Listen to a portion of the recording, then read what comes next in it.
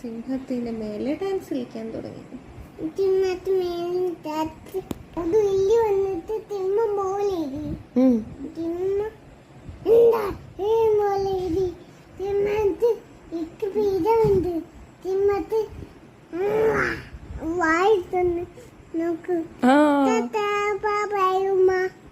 ആരോട്?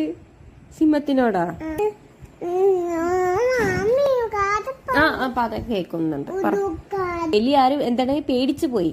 അപ്പൊ സിംഹം പാവല്ലേ പറഞ്ഞിട്ട് വെറുതെ വിട്ടു. വാലിട്ട് സിംഹത്തിനെ കുടുക്കി. അപ്പോഴോ എലി വന്നിട്ട് എന്ത് ചെയ്ത്?